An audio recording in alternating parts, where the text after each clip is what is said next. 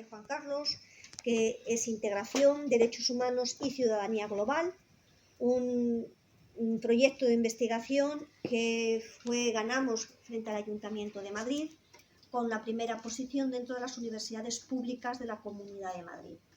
Este proyecto tiene varias fases de ejecución y una de las fases más importantes para nosotros es poder llegar a través del mayor número de personas de esta comunidad que se encuentra residiendo en este momento en Madrid, obtener toda una serie de datos y poder luego informar al Ayuntamiento de Madrid de qué políticas públicas se deberían de seguir para facilitaros a todos los que habéis venido en diferentes circunstancias y situaciones personales, ¿no?, para que se os ayude a integrarse en nuestra sociedad, tanto si os quedáis en Madrid como si os marcháis a otra ciudad o pueblo de España. Por lo tanto, uno de los objetivos es informaros, porque este proyecto es por y para vosotros. Sois realmente las personas a las que nosotros queremos dirigir este proyecto. Para lo cual queremos involucrar a una serie de expertos que, aunque no forman parte directamente del proyecto, sus conocimientos, su experiencia laboral y científica nos ayuda a responder a muchas de esas preguntas que vosotros os estáis haciendo desde que habéis llegado a España, la mayoría de vosotros a través seguramente del aeropuerto de Madrid-Barajas, ¿no?, que es la puerta de entrada del mayor número de inmigrantes que tiene realmente España, mucho más que por pateras, aunque no sea lo que más surge y aparece en los medios de comunicación.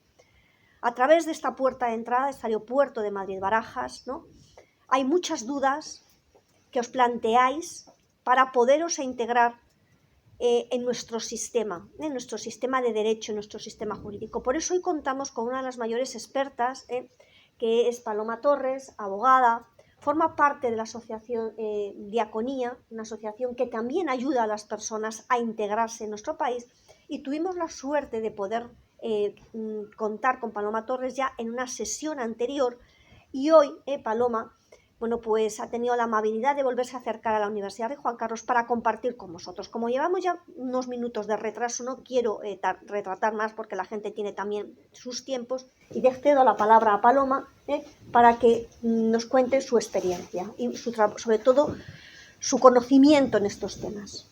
Bueno, muchas gracias. Ya llevamos un rato hablando, resolviendo un poco de dudas. Os invito a que si estáis al principio de vuestro procedimiento, todavía no habéis empezado el mismo, que veáis la primera sesión que está en YouTube, porque, bueno, pues da así algunas herramientas, porque este pequeño taller de ahora, ¿no?, o coloquio, voy a intentar arrojar un poquito de luz sobre los escenarios a los que os podéis enfrentar en caso de una denegación, porque sí que me transmitían las compañeras que es una de las principales situaciones que os generan dudas, que os generan estrés, por supuesto, y bueno, pues ver un poquito qué opciones tenemos, tanto de recurso, ¿no?, como de otras vías de regularización que se nos podrían abrir en un momento dado. Que me imagino que os sonarán, el arraigo, ¿no?, que a veces hay varios tipos, confundimos un poco. Entonces, bueno, me voy a centrar un poquito en esta parte y espero que os resulte útil, y luego pues vemos preguntas y voy a intentar ser súper breve, ¿no? Primero, lo importante es entender desde dónde empezamos, ¿no? O sea, hay todo un procedimiento. El procedimiento de asilo es un procedimiento jurídico-administrativo, ¿no?, es frente a la administración, aunque luego hay un control jurisdiccional, ¿no?, como os comentaba antes. Cuando hemos pasado por todo nuestro procedimiento de protección internacional y de repente nos notifican la resolución, esta resolución puede tener distintos sentidos. Esta resolución puede decir favorable, te reconocemos el estatuto de refugiado, que como comentábamos antes es cuando tienes esa persecución específica, ¿no? Yo no puedo volver a mi país porque yo, por ser quien soy, por ser mujer, por ser perteneciente al colectivo LGTB, por ser estar en el ámbito político, por tener una religión determinada, por ser quien soy, voy a sufrir un daño, ¿no? Y las autoridades de este país no me pueden proteger. Esta resolución también puede decir favorable, pero lo que te reconocemos es la protección subsidiaria, no el estatuto de refugiado, ¿vale? Esto, como decíamos antes, es cuando no hay una persecución individualizada y específica, pero se entiende que si la persona regresa a su país va a sufrir un daño, ¿no? Esto pasa mucho, pues por ejemplo, lo que os comentaba, en el caso de Siria se daba protección subsidiaria, o en el caso de Yemen, ¿no? En situaciones de conflicto en los que, pues a lo mejor no es por ser quien soy en concreto, pero todos los ciudadanos cuando regresan a ese país, pues corren peligro, ¿no? Un poco a grandes rasgos. Esta resolución también puede ser desfavorable, pero te dan unas razones humanitarias. Eso les va a pasar mucho a los compañeros que vienen de Venezuela, ¿vale? Las razones humanitarias, que es importante que lo tengamos claro, no está dentro de la protección internacional, ¿vale? A ver, no sé si estáis gestionando algo. No, Vale. no, para nada, tranquila. Puede ser desfavorable, pero con razones humanitarias, que esto le va a pasar mucho a los compañeros de Venezuela, ¿no? Porque, bueno, pues había un acuerdo que se iba... En fin, ya lo sabéis. Las razones humanitarias no entran dentro de la protección internacional. Es una autorización de residencia por circunstancias excepcionales que va por la vía de extranjería. Lo que pasa es que a veces cuando solicitamos asilo, nosotros pues siempre los abogados decimos, en primer lugar pedimos el estatuto de refugiado, y si no me das el estatuto de refugiado, la protección subsidiaria, y si no me das la protección subsidiaria, las razones humanitarias, para que la administración tenga que decir que sí o que no a todas, ¿no? Pero también nos podemos encontrar con que la resolución es desfavorable y desfavorable. No hay razones humanitarias, no hay ningún tipo de reconocimiento de la protección, y cuando nos encontramos con esta denegación, bueno, pues decimos, ¿qué podemos hacer? ¿No? ¿Qué opciones tenemos? Pueden ser muchos escenarios, va a depender todo de vuestro caso. Voy a repetir esto muchas veces, así como lo repetí en la primera sesión. Súper importante tener asistencia jurídica especializada. Si no hay recursos económicos, se puede acudir a asociaciones, ONGs que ofrecen asistencia jurídica de manera gratuita, a los ayuntamientos, que también decía un compañero, a lo mejor no te acompañan durante el procedimiento, pero en un momento dado sí que te pueden asesorar, ¿no? En cualquier caso, hay opciones, y sobre todo aquí en Madrid, a lo mejor en otros sitios más pequeños hay menos, pero aquí en Madrid tenemos muchas opciones de entidades a las que poder acudir. Siempre acudir, ¿vale? ¿Qué ocurre cuando nos encontramos ante esta denegación? Esta denegación lo que supone es que podemos encontrarnos, sabéis que hasta ahora teníais una autorización de estancia en España, ¿no? Porque como sois solicitantes de asilo, pues se entiende que no podéis ser devueltos a vuestro país de origen hasta que no se resuelva vuestra solicitud. Sin embargo, cuando sale desfavorable, se entiende que entráis en lo que llamamos situación irregular sobrevenida, ¿no? Pues vosotros podíais estar en España y de repente, pues ya no podéis estar. Entonces, ¿cómo resolvemos esto? ¿Qué podemos hacer? Bien, como os decía, el procedimiento de asilo es un procedimiento administrativo. Por tanto, la resolución se puede recurrir. Hay dos tipos de recursos. Esto es importante que lo tengamos en cuenta, porque yo os voy a recomendar, en mi opinión como abogada, cuándo merece la pena hacer un recurso o hacer otro, ¿no? En función de los casos. Primero tenemos un caso que va por la vía administrativa, es decir, a nosotros Ministerio del Interior nos saca una resolución desfavorable y nosotros recurrimos ante Ministerio del Interior diciendo, oiga, que no estoy de acuerdo, ¿no? Este es un recurso administrativo que es potestativo, es decir, ¿puedo ponerlo o no? No pasa nada.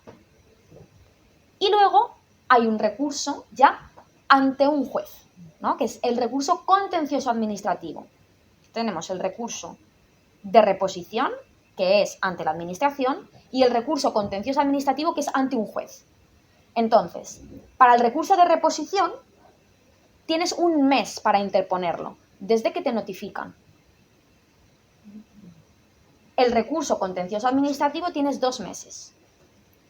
El recurso de reposición va al Ministerio del Interior, vía administrativa. El recurso contencioso va a un juez para que el juez decida si lo que ha hecho el Ministerio del Interior está bien o está mal, ¿vale? Entonces diréis, ¿y qué hago? ¿Voy a uno? ¿Voy a otro? ¿De qué depende? Mi recomendación. El recurso administrativo de reposición no suelen contestarlo, ¿vale? No suelen contestarlo a veces es un esfuerzo económico que realizáis porque pagáis a un abogado para que os haga el recurso, porque a veces las asociaciones y las ONGs están sobrepasadas y ellos te asesoran durante el procedimiento, pero a lo mejor no te hacen el recurso, o a lo mejor sí, no lo sé. ¿Merece la pena interponer ese recurso o merece la pena irnos directamente al juez? En mi opinión dependerá si estáis trabajando o si no. Os explico por qué.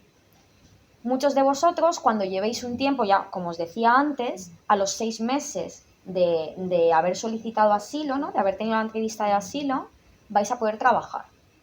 Y de repente os vais a encontrar que tenéis una autorización de estancia en España, que estáis trabajando sin problema y de repente os llega la resolución denegatoria. Y esto lo que implica es que, en teoría, no podéis trabajar más, porque no tenéis una autorización de estancia.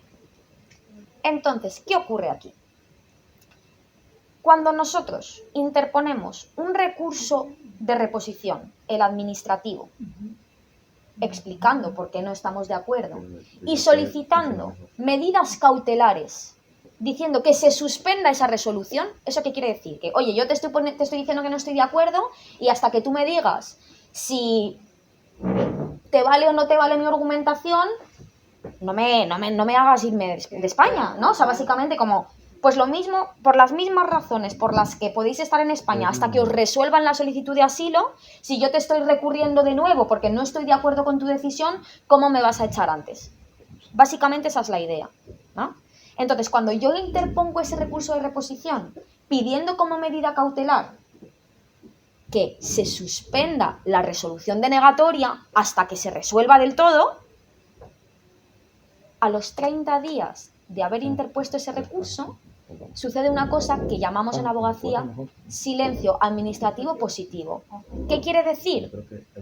Que cuando no te contestan, es que sí.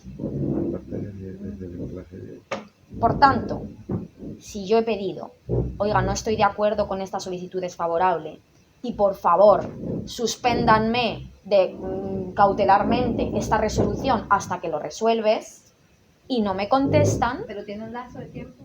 30 días. 30 días. Si en 30 días no te han contestado, es que sí. Es decir, se suspende. Y por tanto, tú puedes seguir trabajando. Porque no le respondieron nada. Porque no te respondieron. Generalmente no responden. Generalmente no responden. Ahora, valga que diga esto ahora en directo en TikTok y empiecen a responder. Yo os voy a hablar de lo que está sucediendo ahora. La práctica de la administración puede cambiar. Por eso es importante estar asistido a abogado. No te puede decir tu Rosario. No, tranquila. Bueno, no pasa nada tampoco, ¿no? Entonces, ¿qué ocurre? Yo os recomiendo hacer el esfuerzo del recurso de reposición cuando uno está trabajando y lo que le interesa es seguir trabajando cuanto antes. Pero si uno no está trabajando, entonces, y no tiene esa urgencia, puede poner el recurso de reposición si quiere, ¿eh? Por supuesto. Pros y contras de todo esto. Pero tiene menos utilidad. O sea, realmente pienso que si os vais a gastar un dinero en pagar a un abogado para que lo haga, o vais a hacer un esfuerzo para hacerlo, igual no es obligatoria, no tenéis derecho a asistencia jurídica gratuita. Es decir, tenéis que ir a una asesoría, una ONG, a que os lo hagan, o podéis hacerlo vosotros mismos. Lo que pasa es que, bueno, pues estaría mejor que lo hiciera un abogado, ¿no? Pero tenéis que hacerlo de esta manera. Ante un juez, como sí que podéis tener abogado, podéis ir directamente al turno de oficio. El turno de oficio es el servicio que establece, ¿no?, el Estado español de abogacía para aquellas personas que no pueden pagar un abogado. Entonces tú vas allí y dices, mira, es que yo quiero recurrir mi resolución denegatoria de asilo y a ti te van a asignar a un abogado gratis. Bueno, no es gratis porque el Estado le paga, pero tú no tienes que pagarle. Y eres el que te va a representar a lo largo de todo el procedimiento judicial que va a revisar esa resolución denegatoria. ¿Vale? Entonces, como podéis ver, hay pros y contras para todo. El recurso de reposición es interesante, en mi opinión, para algunos casos, pero requiere de esfuerzo. Ya sea económico, de ir a una asociación que te lo hagan, de hacerlo tú, de revisarlo. Y puede generar pues ese esfuerzo económico. Irte a contencioso administrativo directamente, que es ir ante un juez, te dan el abogado y al Estado. ¿Vale? No necesitáis ir a una ONG bueno, también podéis si queréis, ¿no? Y me extraña que las ONGs vayan a asumir una representación letrada, porque ya es otra cosa, ya es un procedimiento judicial, que puede alargarse en el tiempo, que puede ser costoso. Entonces siempre es mejor pues ir a una asistencia del De turno de oficio. oficio, ¿vale? Y eso inmediatamente, según tengáis, si queréis recurrir o sea, si queréis recurrir, ¿ruido?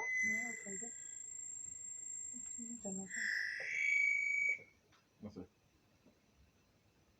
¿Ya? Sí.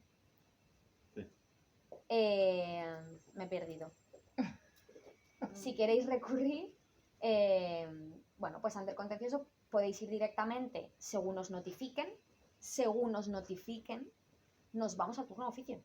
Porque es que a lo mejor tardan un tiempo en pedirte cita, ¿no? Entonces es importante reaccionar rápido, tomemos la decisión que vayamos a tomar. Vayamos a meter el recurso de reposición para el Ministerio del Interior o vayamos a irnos directamente ante el juez. Es decisión vuestra. Hay Sí, unos plazos. Si la de reposición la niegan, o sea, le responden Te antes de puedes los ir al 30 otro. días, uno va al otro. Exacto. Ahora una pregunta, dentro de ese lapso de tiempo que llevan, pueden pasar más o menos cuántos meses, años, ¿Desde qué lapso? desde que uno empieza el proceso, porque también vemos el tema de que muchos piden asilo para dilatar el tiempo, para meter lo que es un arraigo de repente laboral. Claro, eso o ahora lo social. vemos. Ok. Eso ahora lo vemos. Gracias. El tiempo depende. Ahora mismo, o sea, una cosa es el tiempo que tarda la Oficina de Asilo y Refugio en resolver tu solicitud de asilo, que a día de hoy no os puedo dar un criterio, y os explico por qué. Antes teníamos un criterio, tardaban años. Pero después del COVID, de verdad, la práctica ha cambiado y han empezado a lo que os decía, a revisar de repente y decir, venga, este enero vamos a resolver a 3.000 casos de Colombia. Con estos números, ¿eh? O sea, cada mes resuelven, no sé, 8.000 casos, de los cuales normalmente 3.000 son de Venezuela, 3.000 son de Colombia y el resto pues de otras nacionalidades. Yo me he encontrado con personas que llevan 2 años sin que la Oficina de Asilo y Refugio haya resuelto su caso y personas en los que según solicitan asilo a los 2 meses está resuelto. Ahora mismo las abogadas estamos un poco desesperadas porque no vemos un criterio en cuanto a tiempos. Entonces, una cosa es lo que tarda la Oficina de Asilo y Refugio en responderte y otra cosa es lo que luego tarda el procedimiento. Lo que os decía, si vais al recurso de reposición, tiene 30 días para contestaros. Si no os contesta, la medida cautelar, bien. No quiere decir que os den el asilo, quiere decir que se suspende la resolución hasta que algo pase. Entonces ahí ya te puedes ir al contencioso. Pero puedes ir al contencioso directamente.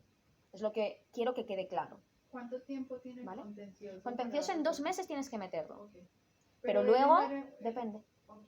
Depende del juzgado. Depende de si es Madrid, de si es... ¿no? Porque el contencioso es frente a la Audiencia Nacional. Ujú.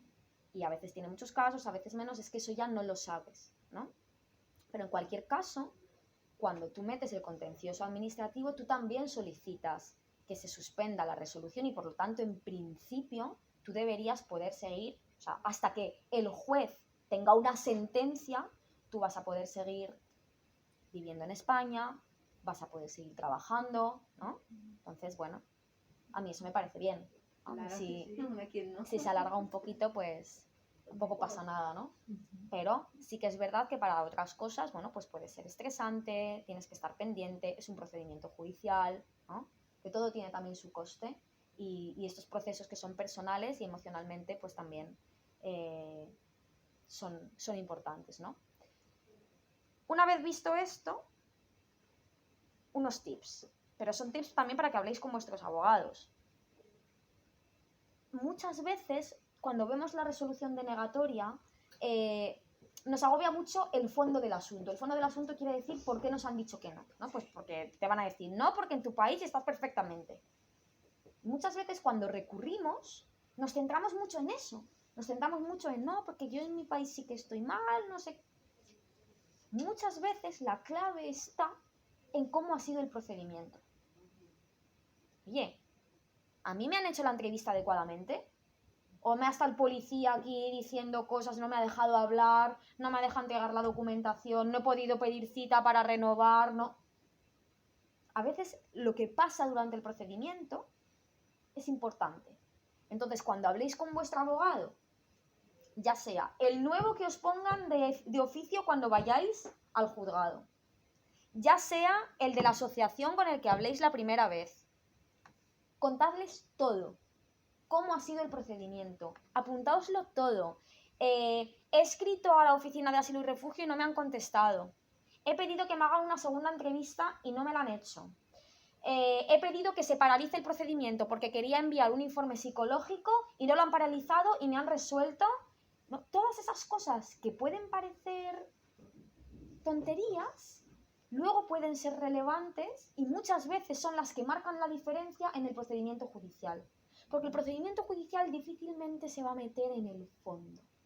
Se va a meter en cómo ha sido el procedimiento y si ha tenido las garantías suficientes. Y si este organismo público ha hecho bien su trabajo de investigación, ha hecho bien su trabajo de entender cuál era el caso, ¿no? Y os adelanto que normalmente no lo ha hecho bien, porque cuando tú resuelves 3.000 casos en un día, que no es que lo resuelvan, ha habido como una instrucción que se llama previa, ¿no? Que lo podéis ver en otra sesión, pero bueno, que se pasan cosas, ¿no? Y que muchas veces las administraciones también están muy hasta arriba y no lo hacen bien, y los abogados nos tenemos que aprovechar de eso. Entonces es importante que vuestros abogados también se aprovechen de eso.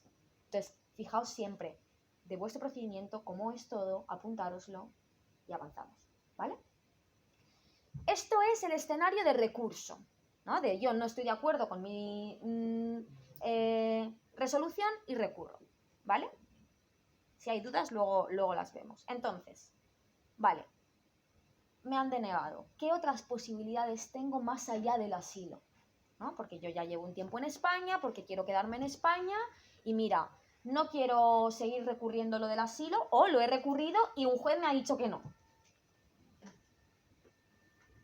Todo el mundo pregunta mucho sobre los arraigos, ¿no? Que me imagino que vosotros ya lo habréis oído, que tendréis amigos, compañeros, familiares que lo estén solicitando y a veces hay mucha confusión porque hay diferentes tipos de arraigo. Yo creo que es importante que primero hagamos como un mini resumen de cuál es cada uno para que lo sepamos y lo tengamos en mente y luego ya me meto en lo del arraigo laboral, que es probablemente el que más os interese porque es el que normalmente se está aplicando más a este tipo de casos, pero también puede haber más, ¿eh?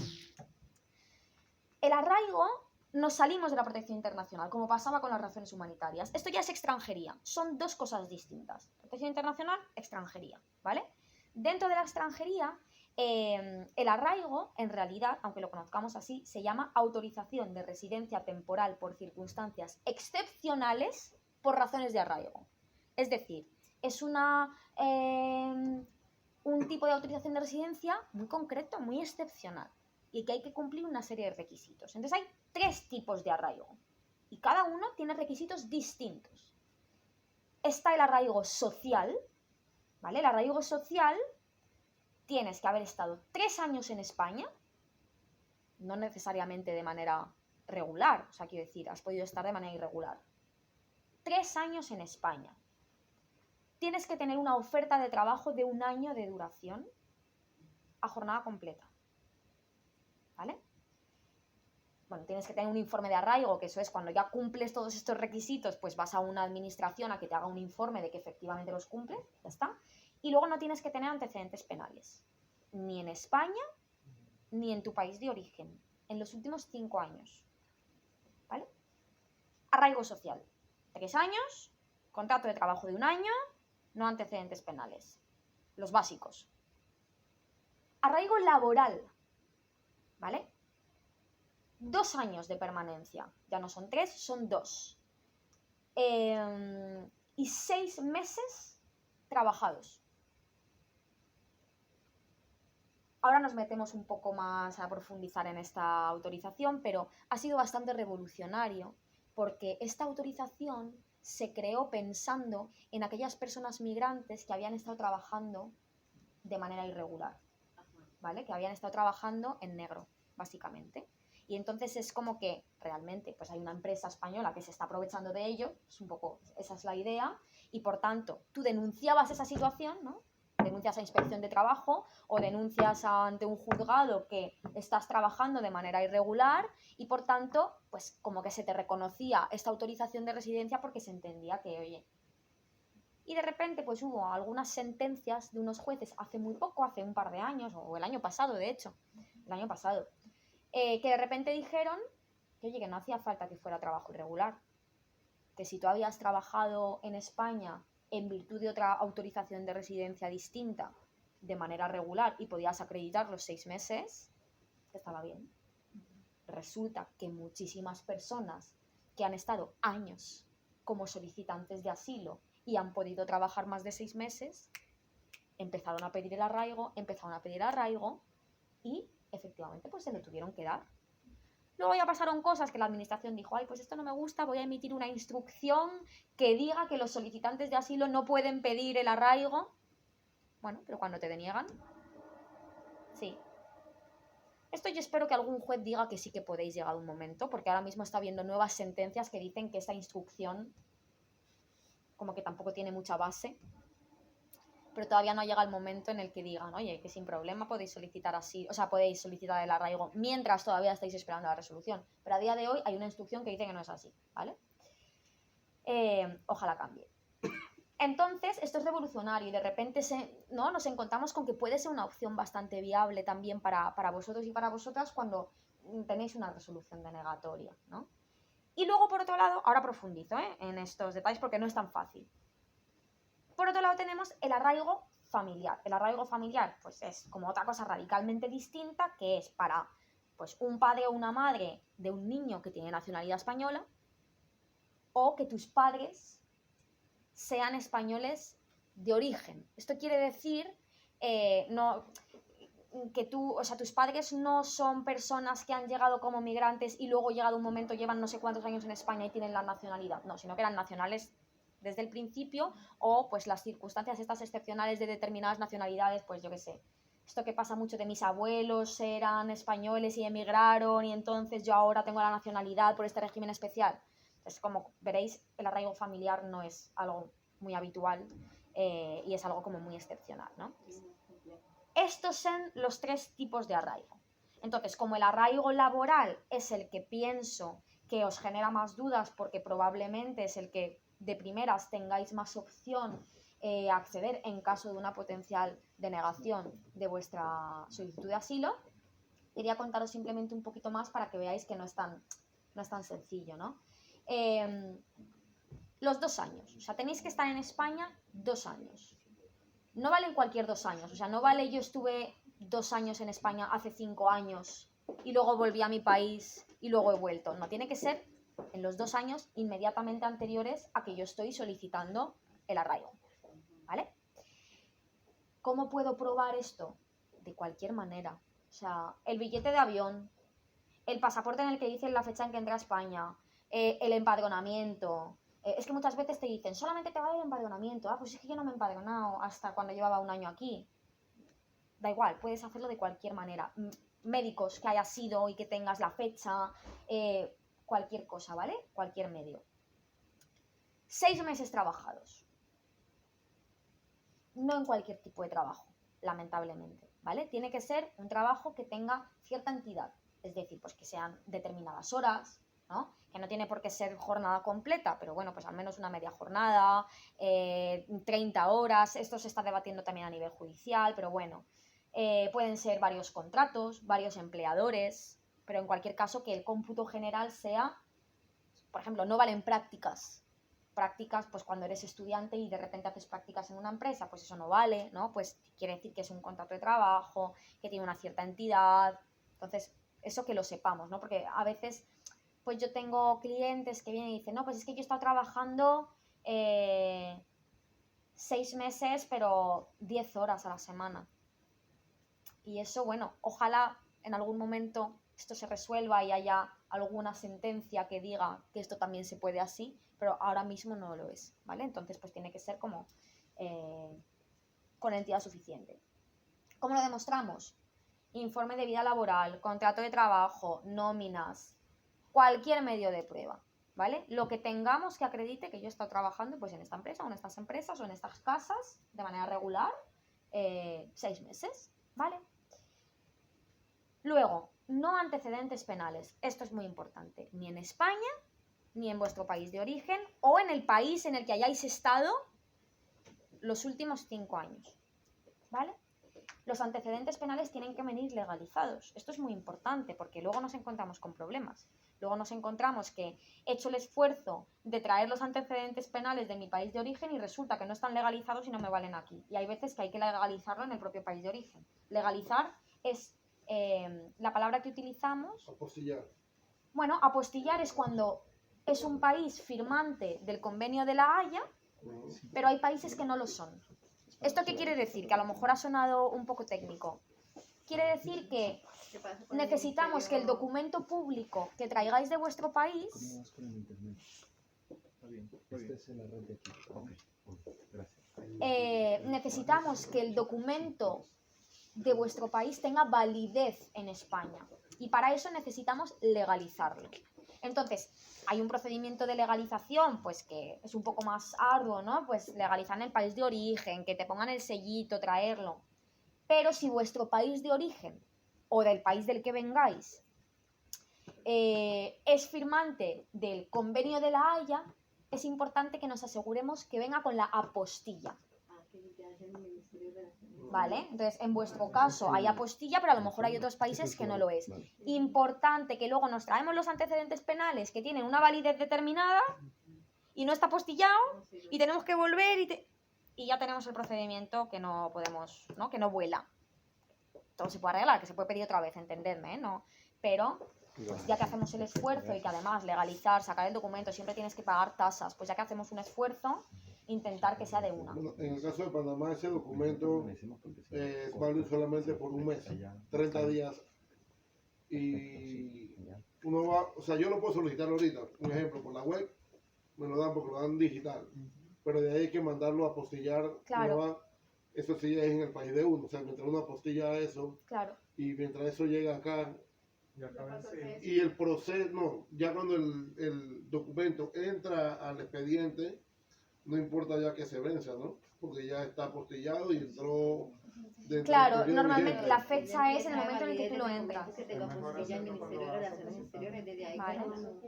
Entonces eso es muy importante. Y luego hay una cosa que es muy importante y que a veces es un problema para los solicitantes de asilo. Yo me imagino que vosotros no tenéis este problema, pero hay otras personas que sí. Y es que, como os decía, cuando hablamos de protección internacional, que es estatuto de refugiado y protección subsidiaria, está bien tener pasaporte, pero no es necesario, ¿vale? Porque el pasaporte es una prueba más de la nacionalidad, pero no es necesario porque se entiende, cuando hablamos de refugio, se entiende que sales con lo puesto, que a veces no puedes traer el pasaporte, ¿no?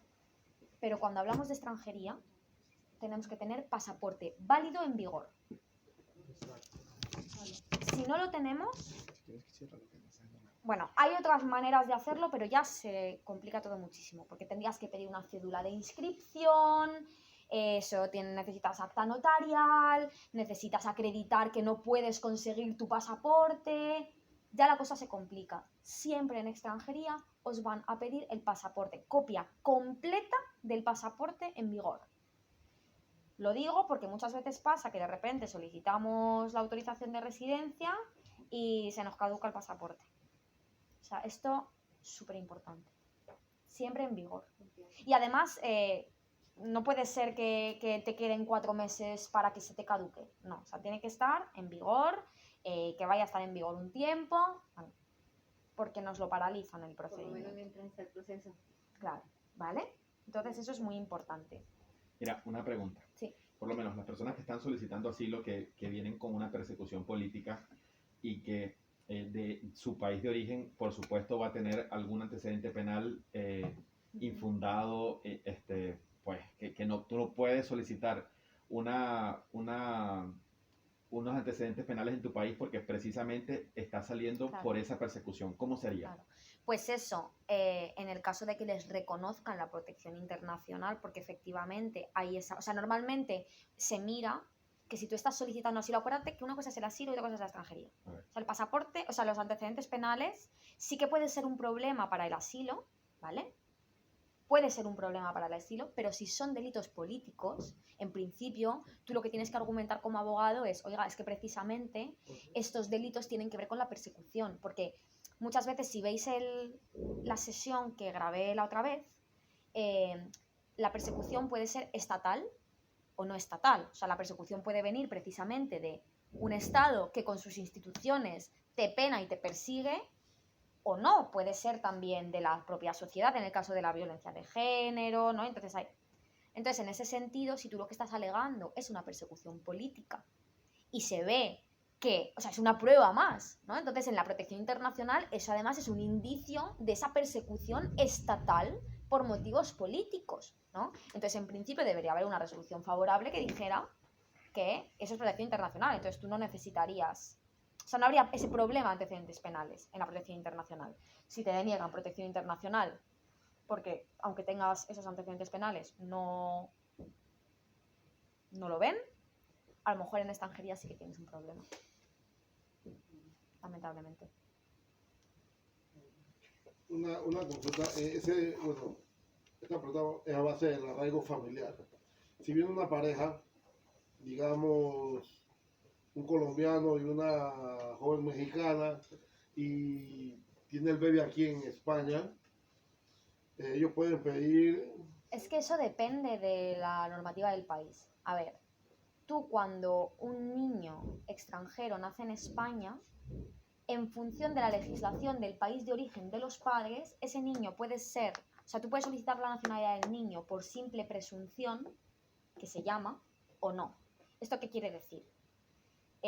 Tú puedes adquirir la nacionalidad de dos maneras. Por sangre, en el sentido de mis padres son españoles y por tanto yo soy española, o por suelo, por así decirlo, que es yo nazco en España, yo soy español, ¿vale?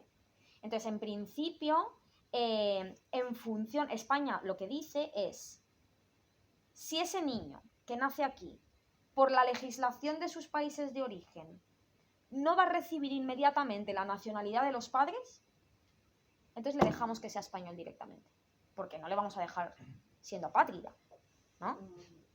O sea, quiere decir que si los padres en ese momento que nace el niño están en forma irregular, ellos podrían tener la nacionalidad, el bebé podría tenerla. No, no quiere decir nada, no tiene nada que ver con la situación de administrativa de los padres, tiene que ver con la normativa del país de origen. O sea, hay una lista, además es que hay una lista de países que te dicen cuándo se puede adquirir la nacionalidad por simple presunción para los hijos nacidos de personas de estos países. ¿Por qué? Porque las normativas de esos países lo que dicen es, si el niño nace en otro lado que no es mi país, yo no le voy a reconocer directamente como mi nacional. Entonces España lo que dice es, hay que proteger a estos niños para que no se queden sin nacionalidad. Ok, yo le hago la pregunta en base a que tengo una amiga, ella casualmente creo que llega próximamente en estos días, ella está en embarazo y el esposo es colombiano. Depende hay que mirar la lista. Pero México no entra en esa lista de países. Ah, pues entonces no se puede. Porque tiene que ser los dos. No. Sí, o sea, yo ya he terminado. Vale. O sea, yo es un poco la visión que os quería dar de los diferentes escenarios ante la denegación. Así que si queréis hacer alguna pregunta. Una preguntita de los que están Sí, vale. conectados. Mis hijos están en Perú. ¿Tengo asilo? ¿Los puedo pedir? Sí. A ver, esto es muy importante. Cuando uno ya le ha sido reconocida la protección internacional, puedes solicitar, o sea, puedes abrir un procedimiento que se llama extensión familiar, ¿vale? ¿Esto qué quiere decir? Es un procedimiento aparte, o sea, tú tienes que hacer la solicitud de nuevo a la Oficina de Asilo y Refugio, tú tienes que acreditar que esas personas son tus hijos, pues con toda la documentación que sea necesaria, y es un trabajo conjunto con el consulado o sea, con la Embajada de España en el país donde están los niños para que ellos puedan recibir en un momento dado el reconocimiento de esa extensión de la protección internacional y puedan viajar directamente a España. Bueno, última si podemos. Me aprobaron el asilo, estando legal 2 años, ¿puedo pedir la nacionalidad? la nacionalidad, le dieron protección, o sea, le dieron estatuto o protección subsidiaria. Bueno, dice asilo nada más. Ahora, disculpa. La protección internacional creo que son 5. Ah, ok. Ok, miren, nosotros vamos a empezar el proceso, lo que es el tema del asilo y esto, pero nosotros al llegar a España traímos solamente el niño de 12 años. Tenemos pensado, con el favor de Dios, que nos favorezca, traer nuestro otro bebé que tiene 3 años. Si nosotros solicitamos la cita, digamos que nos la den para finales de año, ya el bebé está aquí. Se Tengo pide la que extensión incluirlo. directamente, sí. Ya estando aquí, Sí, automáticamente Como digo, decir, agregarlo, algo sí, así. sí, se puede. Ah, Enviáis un escrito que tenéis al niño aquí, que es una extensión directamente, y entonces lo que le decía a la pareja, ya entra dentro de la unidad familiar. Entonces, si os reconocieran en la protección internacional a cualquiera de los dos, al niño se le extendería. Y mi hijo, por ejemplo, él tiene 12 años, pero es mi hijo, pero él es su padrastro. No pasa nada. No pasa nada, No igual pasa nada. así, el asilo lo pedimos como una unión familiar, ¿verdad? Exacto. ok, una consultita ahora que hablamos del tema de mi hijo de 12 años. El papá de él está aquí en España. A él un abogado le está llevando el proceso y ahora a mediados de este año le le solicita lo que es el arraigo laboral. Pero sigue en el procedimiento de asilo. No, tiene No, asilo. no, no, él no tiene asilo. Ah, vale, No había solicitó entendido que asilo. estaba en el No, procedimiento. no, el papá no está en asilo. El papá está trabajando con contrato, Sí, le va a hacer el abogado, porque él Ajá. trabaja para un abogado, ajá, le va a hacer lo que es el arraigo laboral. vale. Él pudiera darle la No. nacionalidad al niño. No, porque no va a tener la nacionalidad, va a tener una autorización de residencia por circunstancias excepcionales que dura un año, que luego puede renovar, entiéndeme, pero no, o sea, no es la nacionalidad en absoluto. Ok. Pues Una que es muy frecuente, y es la última, se lo prometo. Si me negaron el asilo en Bélgica, ¿cuáles serían los pasos para solicitar asilo? Esto me lo preguntan de Italia, de Alemania, de Francia, de muchos países. A ver, es un tema que habrá que argumentar, como todo, por eso hay que estar asistido a abogado. Se puede pedir una nueva solicitud aquí en España, pero probablemente tengas que alegar. O sea, cosas que a mí me han pasado de cosas que he tenido que alegar. Es que hay hechos nuevos que no se han valorado por Bélgica, porque ellos van a hablar entre ellos. Quiero decir, hay una base de datos común que cuando tú pides asilo en un país y te lo deniegan, en España, cuando meten tu huella, sale, ha pedido asilo en Bélgica y le han denegado. Quiero decir, esto no hay que mentir, porque es que sale, es que no hay otra cosa, ¿no? Entonces, eso es muy importante porque tú lo que vas a tener que argumentar es, ¿qué pasa? ¿Que hay hechos nuevos y por eso argumentas la nueva solicitud? O es que, pues a lo mejor en Bélgica no, pero a mí me ha pasado que en Grecia el procedimiento de asilo tiene unas carencias tremendas que están absolutamente, o sea, que todo el mundo sabe que hay estas carencias, y entonces yo lo que planteo es que pues ha habido una falta de garantías y por eso merece la pena estudiar de nuevo la solicitud, pero eso va a ser el litigarlo con el Estado. Cosa muy distinta es que todavía no te hayan resuelto, es decir, si tú has pedido asilo en Bélgica y antes de que te digan nada te vienes a España y pides asilo, se va a activar una cosa que se llama Reglamento de Dublín y te van a devolver a Bélgica. Importante, o sea, una cosa es que te hayan denegado y tú quieras hacer una segunda solicitud y otra cosa es que a ti no te hayan contestado, porque hay una normativa de la Unión Europea que lo que dice es, si tú